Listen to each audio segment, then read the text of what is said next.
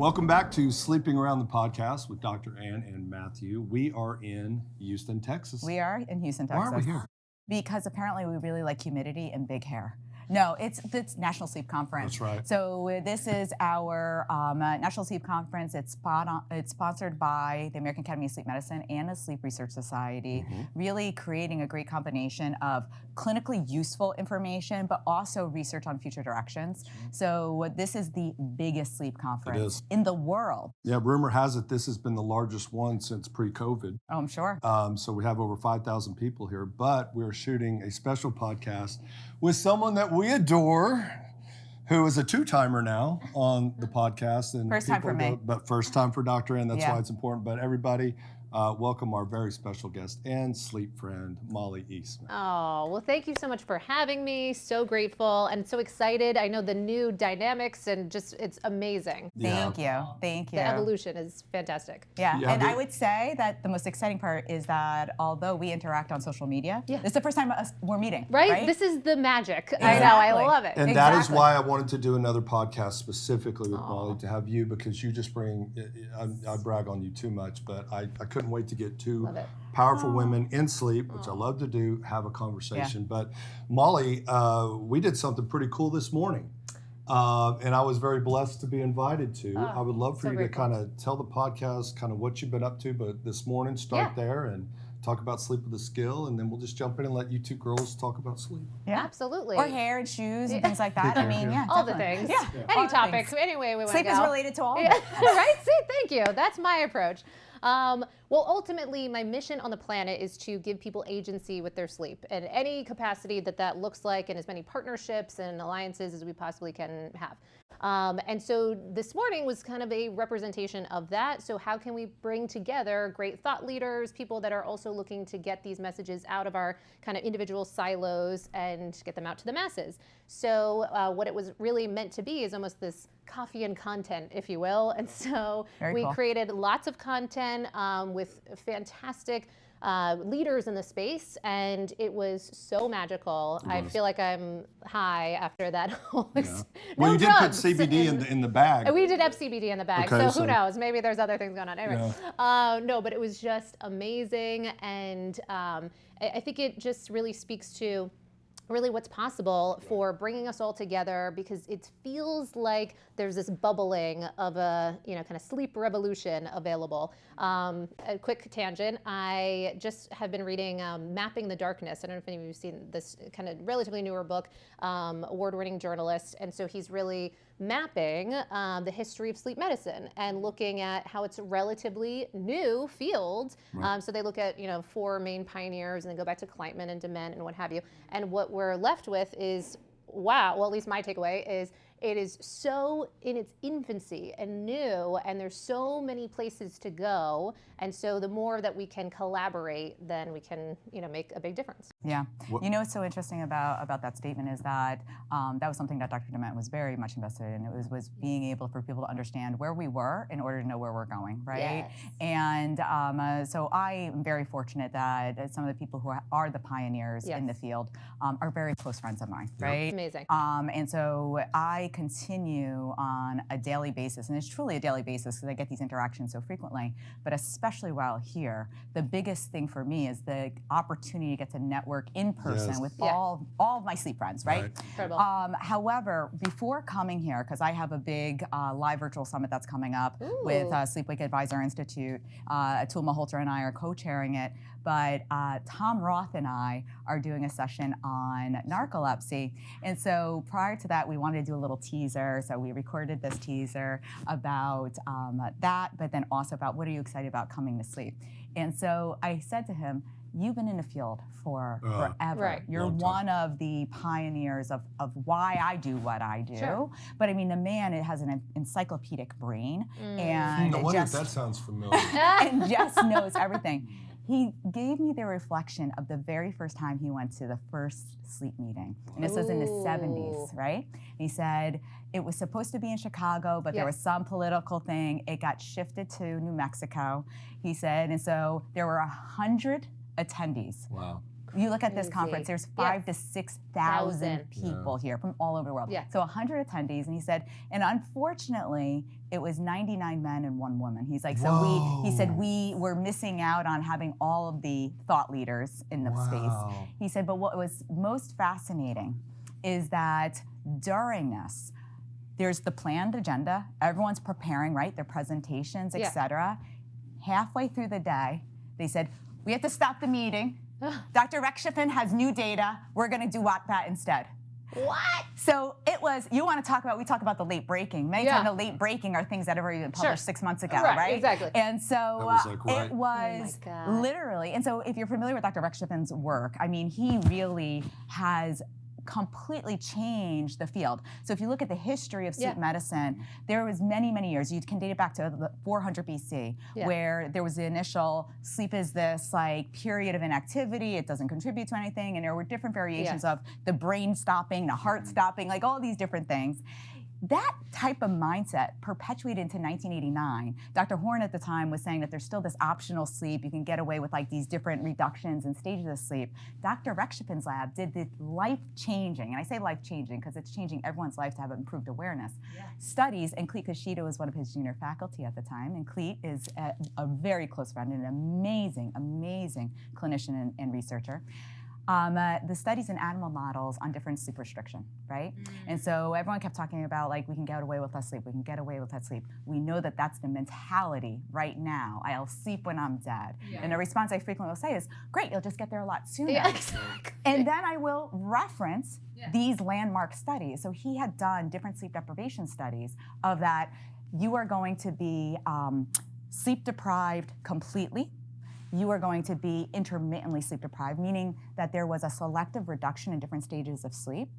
And then it was a progressive sleep deprivation. I take away 15 minutes, I take away 30 minutes, right? So that last model is like what most of us are suffering this week. Yeah. It's the hypocrisy meeting, right? We don't sleep. The irony. So what did he find? Those who were absolutely sleep deprived died within 2 to 4 weeks. Those with the selective reduction died within 4 to 6 weeks. Those who had the progressive sleep deprivation, did they die? Not right away. They first experienced a hypermetabolic state. So the more they ate, they lost weight. Most of us would go, not a bad problem to have. However, they also couldn't control their body temperature. They then developed ulcerations in their skin, in their oral and GI mucosa, and then they ultimately died of overwhelming sepsis. This study set the stage of sleep is health. Instead of this segmentation of wakefulness, and sleep is this optional thing that doesn't really contribute. We don't really know what it is.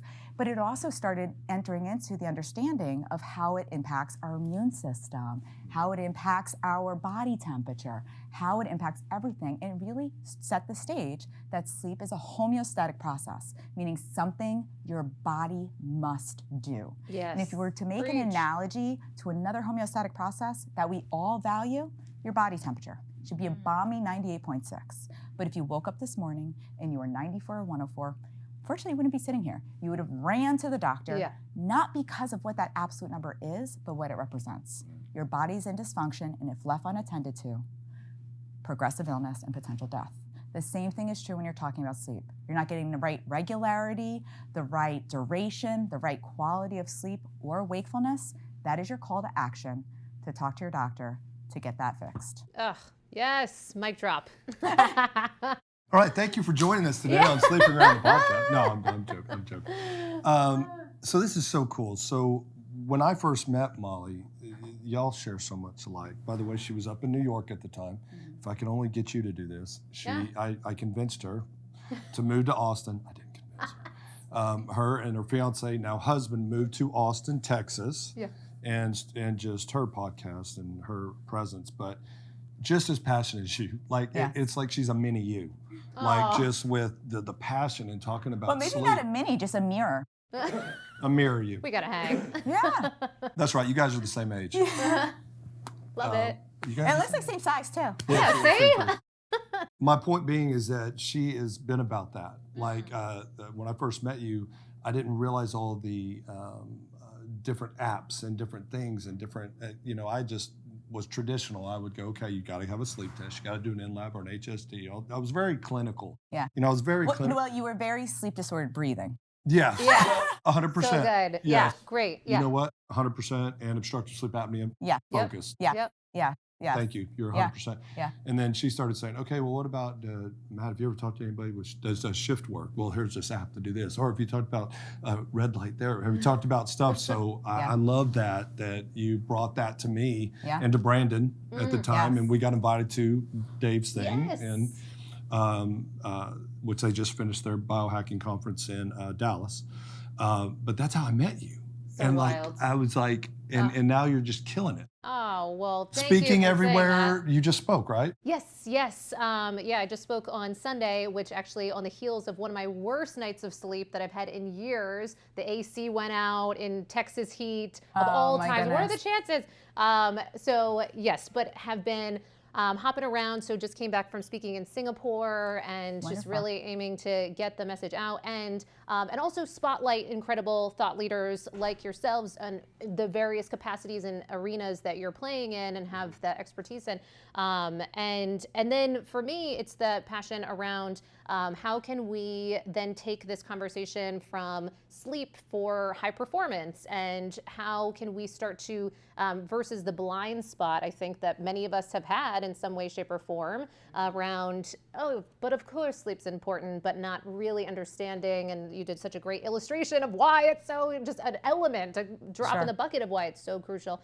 And so for me, I'm working with different individuals, but I do have a niche, and I think we talked about this on our last episode in high stakes poker, and I love to reference them because they are a great example of they're so fantastic just because what we're finding them in is casinos, obviously designed on purpose to confuse the circadian rhythm for various reasons. So the lack of windows and, time, clocks certainly, and lots of stimuli, lots of, static lighting all day and night. But I'm making the analogy that I believe so many of us are now living a bit closer to those poker players than we might have realized, especially in recent years. So my passion is around the circadian rhythm aspect of things. And so how this can be really a lifestyle approach. And the more we really learn and almost go back to how it was for so many years, from a living and evolving in the rhythms of nature and how we've gone indoors. So I'm calling it really the indoor issue.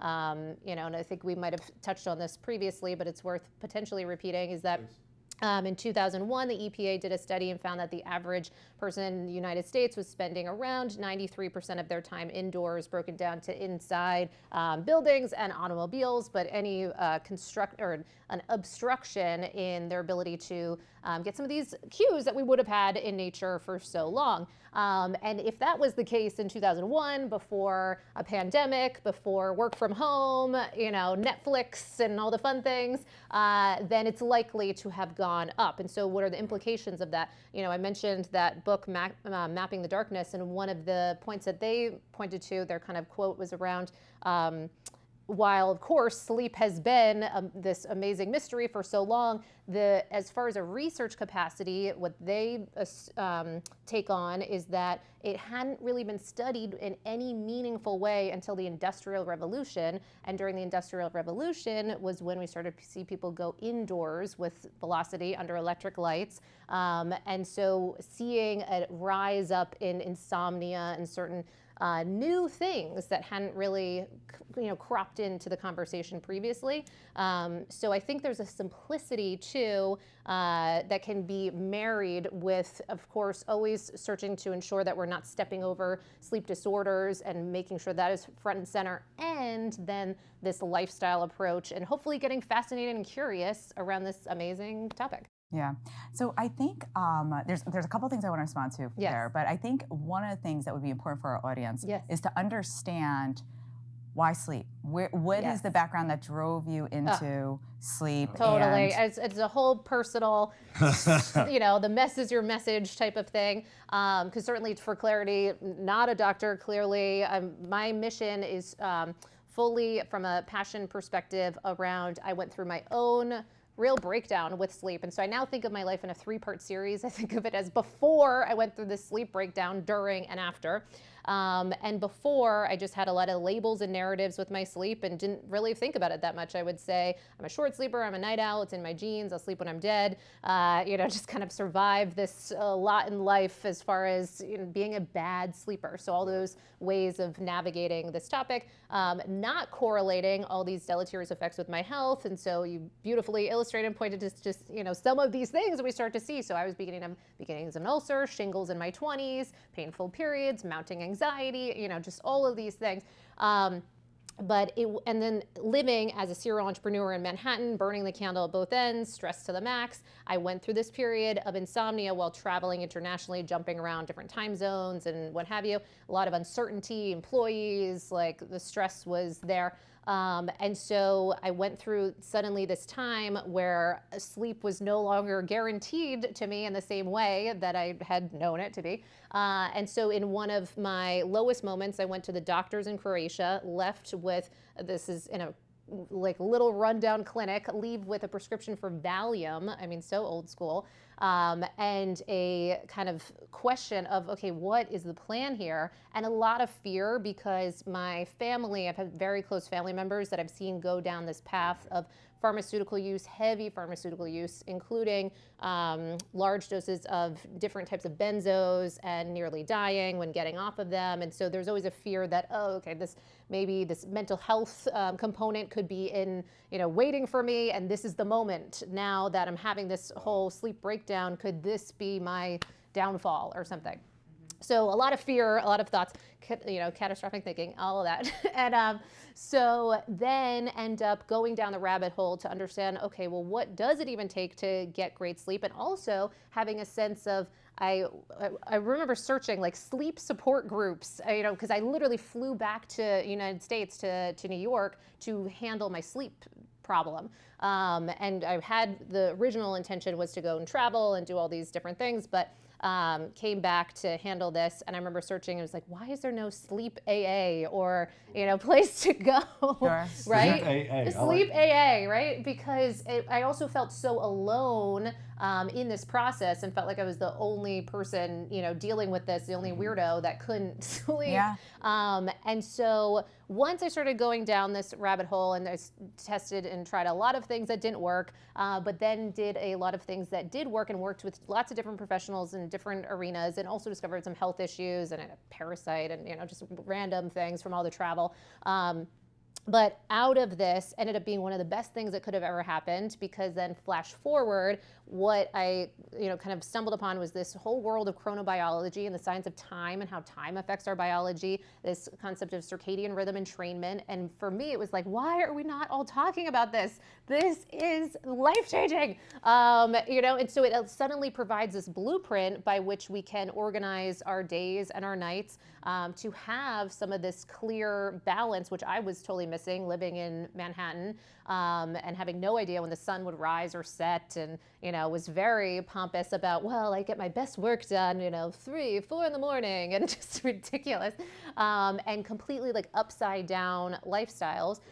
So it actually ended up turning my life upside down. And so on the flip side, today, getting what I've moved into is a more consumer grade tech approach. So I have a lot of database, or large database of Oura Ring users for the people that we're working with, but also for myself, then testing in different capacities. And so now knowing quantifiably sleeping on the right side of the bell curve, which I didn't think was possible for me. And so given that I had all these labels and narratives and absolute ways of thinking about sleep, that there is this skill set component that I really want to get that message out around, and that anyone has this opportunity to up level no matter where they're at.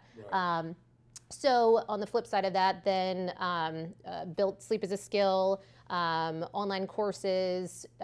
We've had a 6-year-long newsletter going every Monday for 6 years, and that's been amazing because we built up a readership there. The course and the construction of that is all under the umbrella of circadian rhythm entrainment. Every person we're working with is wearing the Oura Ring. We just opened up Whoop for that, so stay tuned.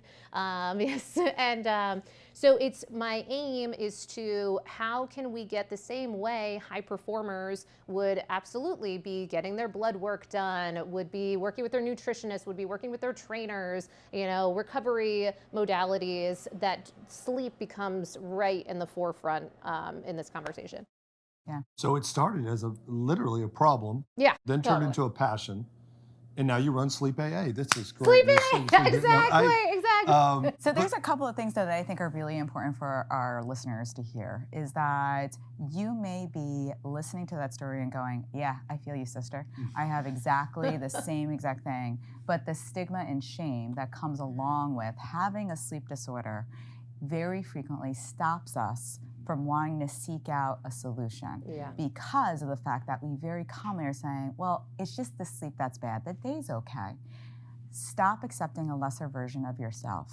If you listen to that story and you identified yourself in it, that is your mirror. That is your call to action.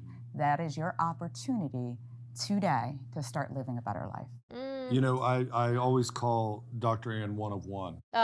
Totally. Mollie, you're the same way. There's not a lot of people, and I want to hear your opinion on this, that you didn't self-diagnose, but you damn near had to. You were in Croatia, got the Valium, and you made a decision to then, and you do what I do, by the way. That's how you search. Oh, yes, exactly. Yeah. But then... So it's current with the prog. Yeah. But then the action, and then to follow through, and then to create, and I love that, and just empowering people. Not only does she talk the talk, she walks the walk. If you could follow her on social media, which will have her tags again, I mean, she'll put her numbers out there. She will here it is. And Dan and I actually, remember, she's the one who I learned about 75 hard. I did 75 hard-ish. Yes. But you did 75 hard. She did 75 hard. Love it. So I love that you also put it out there. And you're like, here's real life. Oh, totally. And I think we even started. You go, well, I really didn't. I got my worst sleep ever that night before I give a talk. So it's your honesty struggling. too, and so I commend you for that. That's so cool. Oh, so cool. Well, thank you for saying that. Yeah, because I think this opportunity to build, because one of the lots of pushback that I'll get on different topics, and one of course will be the concern, and a valid concern, around orthosomnia and fixation. And yes, there is, of course, that's a big topic. We'd spend a whole episode on something of that nature if we wanted to, but understanding as well that I think there's this opportunity for us to make friends with technology if it applies for the individual. And I think today it's just such an exciting time because now we have more and more people in this space. And what I've found is versus, yes, of course there can be, and sometimes an initial fixation, but if there's an opportunity to educate and go into the realm of what can we do about some of these, concerning things that will come back, I find that it actually has people get more involved in our world than they would without, because they're faced with these things. So I find that people will see things like, so for instance, if anyone is tracking, some common things I'll see that could be indicative of red flags, because of course these are consumer grade, they're not diagnostic. So some of the red flag things that we'll see, for instance, on an Oura Ring, a Whoop band, BioStrap, Fitbit, Apple, any of these, frequent wake-ups throughout the course of the night, and outside of the bounds of what we might see in sort of in more traditional sleep of just, every so often, maybe a little stressed or what have you, I will see such frequent tics that it's even more imperative. Now, every person we work with, especially for one-on-ones, we do require to have a sleep test and make sure we're not stepping over. Thank you. Yes, sleep disorders, because obviously, how can you optimize sleep if you're, And we talked about that before. Yeah. So thank you. Exactly. I mean, and oh my gosh, and there's certain areas that are just completely outside of the bounds of what I would be working with. So narcolepsy is something that I'm just referring out. And so I would love to have additional referral partners for things that are certainly outside of a lifestyle component. But my point is, but would still benefit from lifestyle components. Right. So that is a part of I agree. that is a part of the hallmark, right? So the reality is that it is really important that sleep physicians may treat sleep, but we don't want to be the same ignorance that we accuse people who treat disorders during the day, right? Of that we only focus on sleep. And so lifestyle and behavioral strategies are very, very important, because the same as a person who has insomnia or obstructive sleep apnea or these other disorders of sleep, where there is the development of maladaptive behaviors, is the opportunity to create adaptive behaviors. Yes. And so in people who have narcolepsy or idiopathic hypersomnia, there's lots of maladaptive behaviors across the full 24 hours. I've learned that I get weak in my knees if I laugh or if I'm angry. So I stop going to comedy shows. I don't listen to emotionally provoking music. And now that is normalized in me. It's very, very socially isolating and marginalizing. And so really having that comprehensive focus. I've spoken several times at this Congress about narcolepsy and about a patient-directed pathway, and really have encouraged that we need transdisciplinary approaches to ensure that we're actually reaching all the things. It's really important that we're framing it in the capacity of what matters to the individual. And so we tend to, especially when we're at a scientific organization like this, measure patients by whether it's data points or validated scales. At the end of the day, the goal isn't necessarily the movement in these data points or these scales, it's achieving the goals that the patient find is valuable. And what you've said is very important when we're talking about treating individuals. If you want to change behavior or change a culture, you can't do it with education alone, and you can't do it with tools alone. You need education plus tools for there to be the mirror and then the recognition of, oh, this is what I need to adapt and this is what I need to change, and then the remeasurement that I've actually done well or I haven't, because it validates what I'm experiencing. Otherwise, you leave yourself questioning because you've suffered with that issue for so long that you're just like, I just can't be a good sleeper. Totally. And there's no such thing as being a good or a bad sleeper. There's no such thing. This is a biologic process. It's a matter of being able to reutilize the behaviors that can be adaptive versus maladaptive. So good. Couldn't agree more. Yeah. So one of the things I think is really interesting was the conversation about high-stake poker playing. Okay. So gambling obviously is very interesting that you utilize that example, because you then said there are many people who are probably, although not doing high-stake gambling, seeking out that same quote-unquote high, right? And so the reason I think that's really important is because we now are having increasing recognition of the endocannabinoid system and the orexin system, and even the interaction between the two. Why is this relevant? So for the average person who's listening to this and going, what the hell did she just say? The endocannabinoid system, yes, it has to do with cannabis, but it is the more complex internal system that our brains naturally have with the receptors and the overlapping system to something called orexin, also known as hypocretin. These are neurotransmitters and systems that are very much influential in terms of sleep-wake, however, also critically important in the reward pathway, and many times implicated in hedonic behavior. I overindulge, right? We see this being implicated in obesity. We see this being implicated in addiction behavior. Now, when we look at someone who's high-stakes poker, many times they also have clinical attributes of someone who has bipolar. Similar to your comedians and otherwise. They have to function at this extreme high in order to feel well. There's a biologic reason for that, and those same biologies are things that drive sleep-wake health. We recognize that when we talk about sleep-wake and circadian science, it is ignorant of us to just talk about its role in sleep. 2017, Nobel Prize went to 3 men for their characterization of the identification and molecular process of clock genes. Every single cellular function in our body has a circadian expression. And when we're not considering that across all disease states or as a tool for maintenance of wellness, we're missing the mark every time. Yes. Oh, 100%. There's so much there. I think one of the things that we'll often point to, we did have a podcast episode around some research that was coined the mind after midnight, and looking at how even our thoughts have this circadian nature. But of course, and we all, I can imagine, have some of this innate knowing or understanding that if we wake up at 3 in the morning, we might be thinking a very different flavor of thoughts than we might have at 3 p.m. Yep. And to your point, one of the things that I'm finding with high stakes poker players and many of them wildly successful, a lot of strategy behind it. And by the way, that was her background before. Did you know that too? No. That she worked with, okay. Oh, yeah, absolutely. And so fascinating minds, but to your point, it can have such that highs and lows. And so often I'll see them transition over to like iBanking or, trade or what have you. So the ups and downs, and able to handle tilt with such, ease. But so one of the things though that we'll see is that as they have such variability in the management of their circadian health, then they'll have even more of that fallout from that mental health perspective. So what you're pointing to is so good. And that's really a passion point for me too, because one of the aspects of, some of the close family members I mentioned, seeing them go through some major mental health swings. And I think that and the feeling that when they went to the doctors, they had decades then of just, medicate and take high dose benzos, and specifically for sleep. And I feel like for me, I've really wanted to get this message out of how there are so many other alternatives, the risks of long-term use in this way for certain things like long-term benzos and Z drugs and what have you.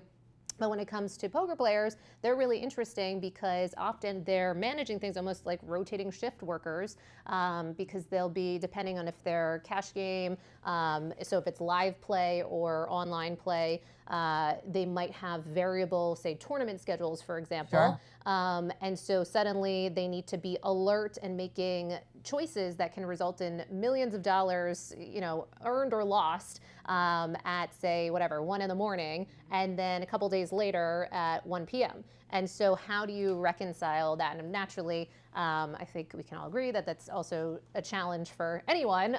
But how can we bring the latest in what we understand to almost manage this kind of social jet lag at the bare minimum? So wild. And then so I think what's also really fascinating is some of this information coming out around simply the environment and how much of a difference, even just in the space that we're in, if we were to measure the lux in this environment, maybe I don't know, 700 or some 1,000 lux, whereas we can get outside on a sunny day, certainly near the equator, what have you, and get close to 100,000 lux. And so the difference, and so what we're doing with them is how to manipulate their environment, give them the best shot at being able to think clearly for long stretches of time at the table, which often can be over 12 hours or what have you, like chess players or something. And so I think there's that application, but for us in our, just day-to-day lives, maybe working from home on Zoom and still in these casino-like environments and our own little slot machines, and just this kind of dopamine-seeking behavior, that there's so much to be gained as we just start to interrupt that a bit more and lead these circadian-aligned lifestyles. Sure. And a couple of things there is, in regards to the comment I had made earlier, part of the reason I had brought up the bipolar thought is because I'm on the board of directors for the Sleep Research Society's foundation, and Phil Gurman, who's an incredibly accomplished researcher and psychologist, was sharing that bipolar, there's new research that's giving a suggestion that it actually might be a circadian rhythm disorder. Right? And so again, it's not, even if you look at the DSM-5, which is a diagnostic manual to be able to, and it's the new text revision, so the newest version, most mental health diagnoses do have a sleep component to it. Again, recognizing sleep is a neurologic process, it's a brain-based process, so you're going to see this going across neurology, psychiatry, et cetera. And so I do think that those are really relevant. I love the fact that you brought up the fact about the environment. So I spoke this week at the postgraduate course. I've been very fortunate to have incredible mentors since I'm very early on in my career. And so Sanjeev Kathari, who's now currently at Northwell in New York, originally from Harvard, then was at NYU, which is where I spent a lot of time with him, now at Northwell, and Madeline Griggs-Stamberger out in New Mexico. They, when I was a fellow, were like, you're going to be a speaker at the postgraduate course. And I'm like, I'm a fellow. I shouldn't be speaking at the postgraduate course. Like, I'm barely a graduate. And so that now is, this was now, I think, our 9th year that I either was a chair, co-chair, or speaker at the postgraduate.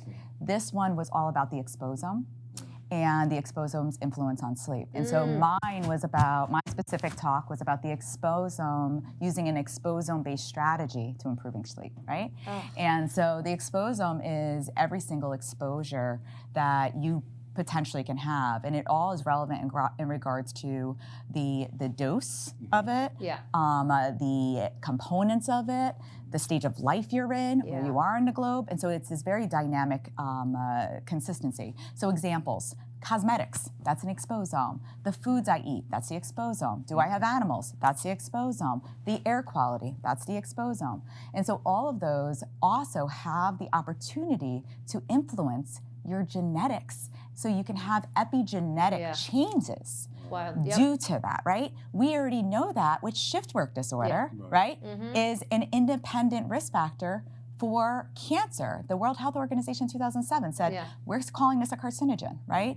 So it is important that people do recognize what are their exposures and what are their responses to those exposures. And so you're correct also in terms of lighting, it's not just even the lux, it also is looking at what is the wavelength. Because depending on the wavelength, you can also use a dynamic spectral kind of lighting system where in the daytime, it can be more towards the blue light, and as the day progresses, it's going to be more towards red light. And there's data that has demonstrated kids who have night lights, who it's not within the red spectrum, may have more fragmented sleep. So even though we're doing it to make them feel good, we may actually be doing them a disservice. 100%. I was just with, do you know Dr. Shelley James? She calls herself the light lady.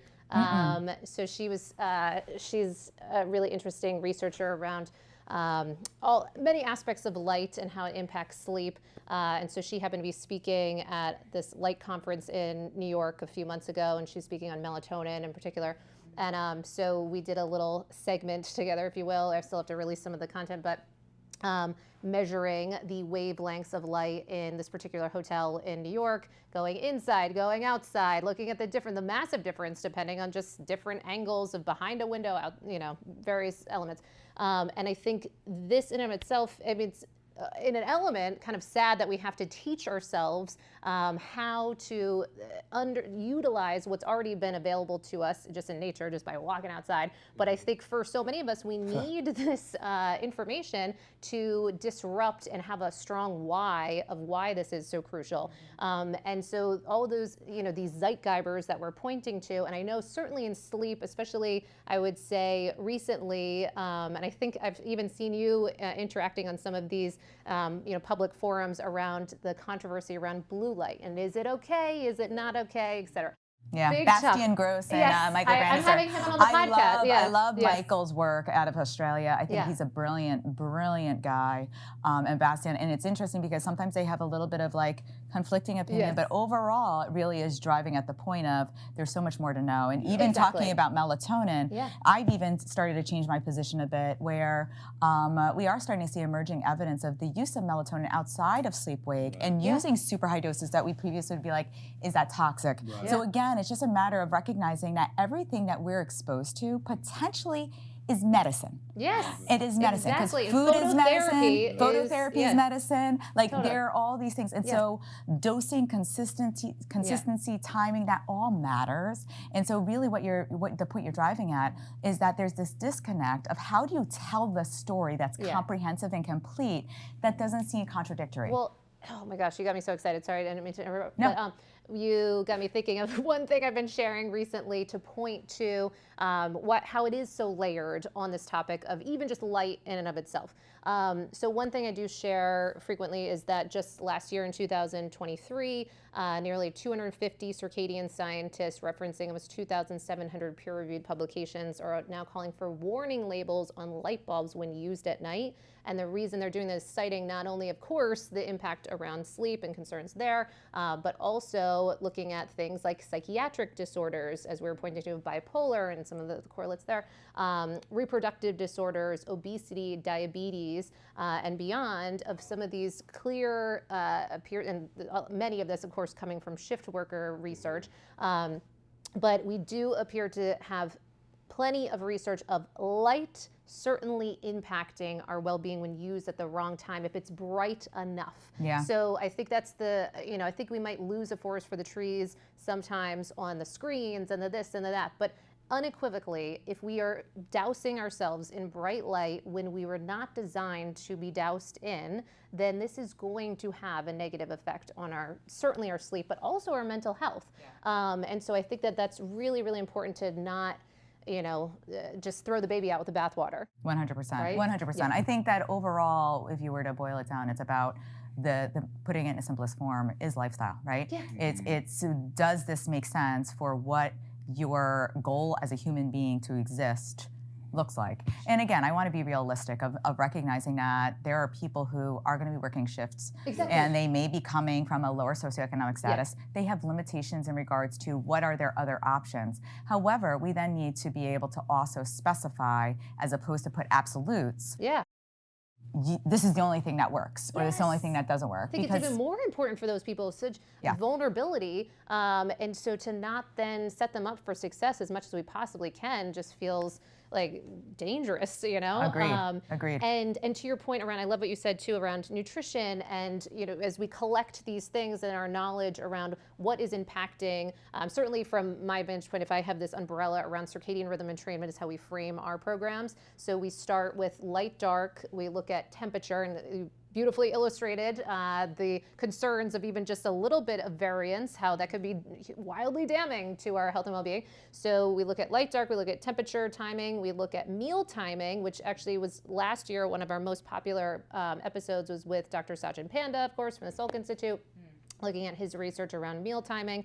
And that's one of the things, just anecdotally, that I see on the ground all the time is the massive impact of just meal timing on these measurable metrics, of course. So if we see people eating even, and surprisingly, still with a decent connection to the time by which they're going to sleep. So we look at when was your last bite of food. And so we do see a lot of benefits pushing it even further than some might anticipate. Of course, with bioindividuality, more research needs to be done, et cetera, et cetera. But we do see things like 4 hours, 5 hours, 6 hours before bed. Suddenly we see reliable shifts very commonly in drops in heart rate, improvements in HRV, drops in respiratory rate, drops in body temperature, and then often reduction in certain things like wakefulness, and if we're looking at sleep apnea. Just so it's the implications are vast just on that one feature. Then we go beyond meal timing to look at exercise timing. We look at what we call thought timing. From some of that kind of stress and cortisol component, and that's where we put in resources around both CBTI and ACT, and so we can kind of facilitate and support people there, and then chronopharmacology, so the timing of our drugs, the common drugs, of course, the caffeine, alcohol, THC, CBD, et cetera, but then obviously looking at supplements, pharmaceuticals, and other implications that could be, for some people, unbeknownst to them, impacting their sleep results.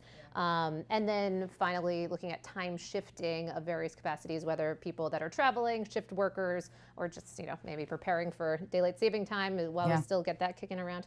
Can we have you speaking on that to get that removed, please? That would be amazing.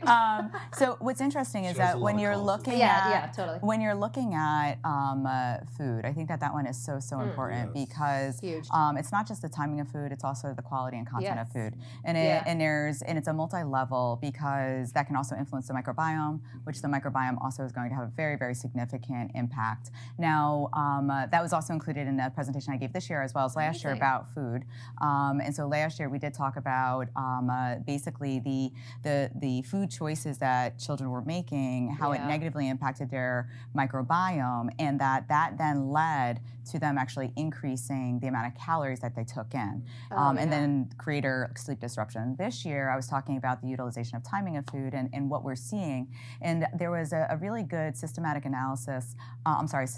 and meta-analysis done on binge eating and sleep, and what it had demonstrated is consistently the likelihood of you having hypersomnolence, difficulty falling asleep, reduced sleep duration, obstructive sleep apnea, all were much greater if you had binge eating disorder. 100%. On the flip side, we also know that the timing that I eat is going to cause me to be at higher risk for some of these things. I do a lot of work with Phyllis C, and she's contributed a ton in terms of circadian science, and so she's demonstrated that this is even, the timing of food can even be utilized as a strategy for jet lag. So if you adopt the eating timing of the time zone you're going to, it will reduce the amount of time it takes you to adapt to the area. So there a lot of times people are like, taking melatonin, using the light, I know. And that becomes so complex where I'm like, don't eat the food on the plane. Totally. Yeah, and so it allows for you to really have this adaptation. Now, one of the things I do have a question for you on, because you've commented on this a couple times about CBD, THC. There's also CBN.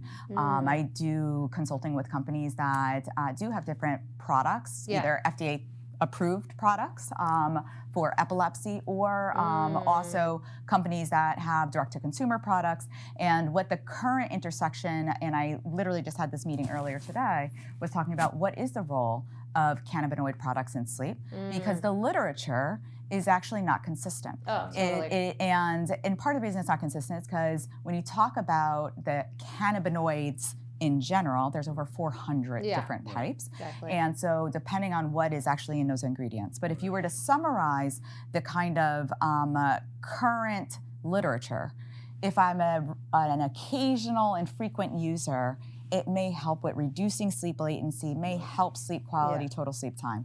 If I am a chronic user, I see this dysfunction in the quality of my sleep. And then with acute withdrawal, I have severe rebound insomnia.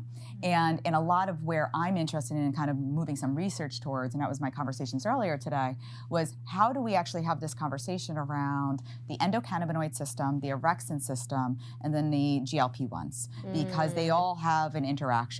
And the endocannabinoid and the orexin system, very, very with marijuana use and others. So what is the kind of conversations that you're having around these types of products? So good. I've gotten some backlash because I've shared in different podcasts concerns specifically around THC and sleep. Just from, if we're looking in, I should clarify too that the people that I'm working with, we're taking this from an optimization perspective. So there's certainly many different ways of looking at this, and if many people specialize specifically in insomnia and what have you. So I am looking at this from an optimization perspective. So people come to me, and when they're coming our way, and every person is using the Oura Ring throughout, so we're able to see often years of data. And what we tend to see, and of course pulling from the research that you're pointing to, it's murky, but as far as THC, we often are seeing that is lowering some of the metrics in a negative direction than we might want to see if we're talking about having you have your best possible sleep.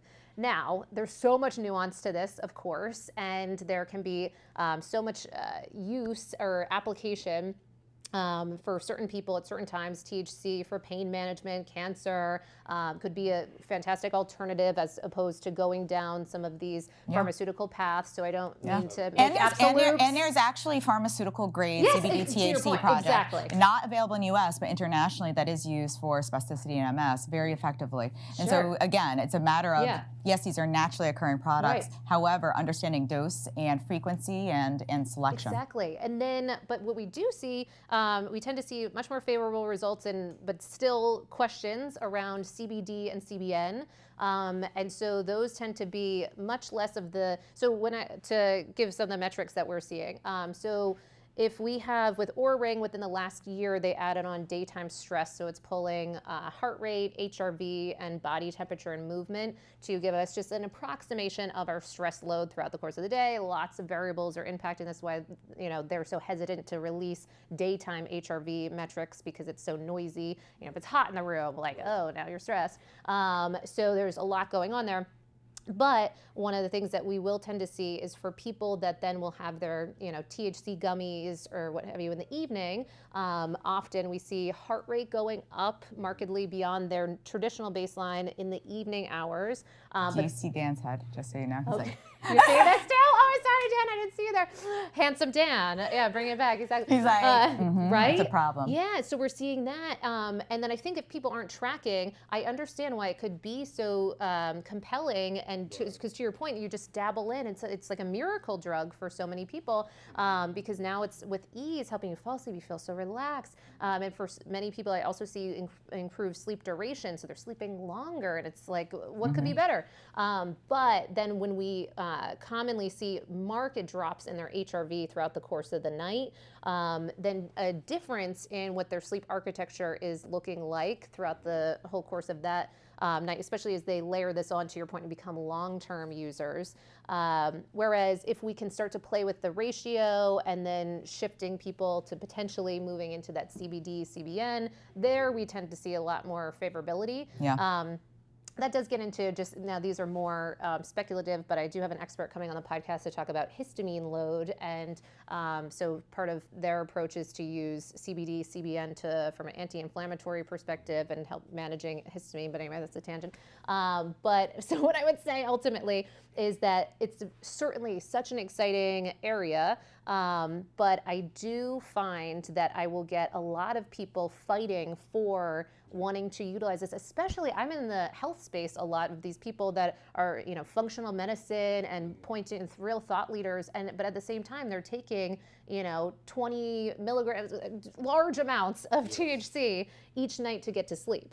And I have big concerns around that, around what are the implications of that? What is the quality of that sleep looking like if there's not nuance to be had of the strong why? Yeah, and especially since there's a lot to still be studied in regards to the endogenous endocannabinoid system. Yes. So I think All that's right, a ladies, challenge. I've got a butt in here. God, y'all are so amazing. Right back at you. We're out of time. No. Wait, no, I have a question. Well, hold on. But we have time to do what deck I of want to cards. call Let's Meet Mollie. Ah, I don't See, know. what Mollie, a great where they game went. show Oh, host. here they I are. love it. So Mollie, real quick, I injured myself 114 days ago, and out of all my friends in the world, only one sent me a get well package, and that good friend is sitting next to me. Oh my God, I feel horrible. I And didn't even know about this injury. One of the gifts she gave me is every morning, Ashley and I, my fiance, would open up this jar, and there would be a really cool saying in it, and it would be like motivational. Oh. Well, where Ann bought this from, Amazon. think of an Amazing what retailer. are those called when you go Fortune cookies? think of a fortune cookie Yes. type. Yeah. But there was misspellings. There Oh was my gosh. So did that make you feel even better? It did. You're It was. I recognize this. This was actually an IQ test. It was so powerful dying. that Ashley and I went through every single one of them. And by the way, it was almost perfect to my healing. Every day we'd read them. If I was I out of love town, we would that. FaceTime each other. And Ashley's Yes. making something for our good friend to Ooh. give to her. So then now she's going to have to read these every day and remember what it is. But so thank you for always being Oh, sweet. love But that. what we did in Portland is we got these cards, Yes. and I'll let you explain it, and then we'll. So Love it's just called So. So A collection of questions for deeper discussions. Yes. Okay. Love it. Given a chance, what would your worst enemy want to tattoo on your back? Oh, jeez. Yeah. Oh, man. outside of the one you already have. I'm just kidding. Tattoo free. Cut. Oh my God. Jeez. Where were the uplifting, motivating ones? What is it So about? this is It's for, deeper discussion. you know what? I'll Deeper, take yes, this one. I'll totally. let All her. right. Okay. So one of my ex-wives would probably put their name on my back. Oh. Good He's answer, right, Dan? lurking I got and Dan watching. laughing. Got him. All right. What superhero powers or superpowers are probably more inconvenient than they are useful? I know which one. I Oh would my say. gosh. Okay. Well, I have quite an affinity for Elsa. I feel like she's one of the most powerful with the turning everyone into ice and what have you. And yet I feel like that would be rather inconvenient to turn everyone You into saw ice, that. right? You saw She had how to be always had to have the isolated. gloves Yes, on. concealed, Like, how do don't you eat feel. finger foods? Yeah. Like, This is a problem. yeah, it is a problem. And then how do you wash your hands after you go to the bathroom? Exactly. They What- never what- saw that implications part are in the Disney endless. movie. What were you thinking? I was seeing being able to see through things. Like, do you? Oh, or hear people's thoughts. Oh, that Oh would be my a bummer. goodness. Yeah. No, that would be horrible. It's not that bad. All right. Imagine we all had to start over on Mars and you were responsible for choosing who gets to be part of Humanity 2.0. What? How would you decide on who to accept? Oh. If you like and subscribe to this podcast, you're in. If you follow, so For a new colony. Ann and I are starting something in Mars. Mollie's going to be our Intergalactic. Thank you. I'm here for it. Yeah. I would say kindness first. Mm. There has to be a measure of kindness. Not being nice, being kind. You have to be genuine. Yeah, I like that one. Like and subscribe. Go ahead. Like and subscribe. I mean, kindness He's like, is if you're important. superficial, you're allowed to come. Well, I mean, you know the whole old saying, like, if you're a hammer, everything's a nail. Yeah. Naturally, of course, I would go for, I want to have a well-slept population. Why? Because then it could help support their ability to be kind, to not be, you know, dealing with mental health issues, all kinds of concerns, especially in a new environment. Stay tuned for Sleeping Around the Podcast on Mars. Mollie, thank you. Oh, thank you both. I always do the tagline, but I want to be serious. I've admired you from afar. I've become your friend. So don't call the police on him. I really do think. Thank you for restricting the 500 feet thing. I just really do admire you. You know, and every day that I go out and sell, or when we do a podcast, and just knowing that there's other people out there spreading, it's just so cool. But you said something earlier that Ann and I really believe in. This silo that we're in is cool. All the sleep geeks talking about sleep, and we're going to promote sleep. But really, what you're doing and going out, and so you're just laying seeds, man. And I love it. So thank you so much for sleeping around with Dr. Ann and Matthew today. Oh, well, can I just say real quick? I know we got to go, but one, I'm always so impressed with your even just EQ and your ability to really see people in such a powerful way and to acknowledge them, and to be able to speak to their greatness in a way, even if we don't always feel that for ourselves at different points. And I'm like, he's the best. And it's such a talent, and it's so important. And so I so appreciate that. And the world needs what you're putting out there. And now it's been so cool for me to see the evolution of your podcast. So for the last episode back in Austin and the whole dynamic, but now this whole new beautiful dynamic. It's like fantastic. So thank you. Yeah, and I appreciate it. And it's so wonderful to get to finally meet you. Always just like, I just want to listen to her talk. I got to hear both you guys just give statistics and do all this, and y'all look great. And I'm like, okay. And walking around on the floor, seeing you guys get approached, so it's really awesome. So thank you for making time, and really do appreciate it. We're just keeping it between sleep friends. We are. Did this episode leave you wanting more? Then make sure you subscribe and check out this episode right here.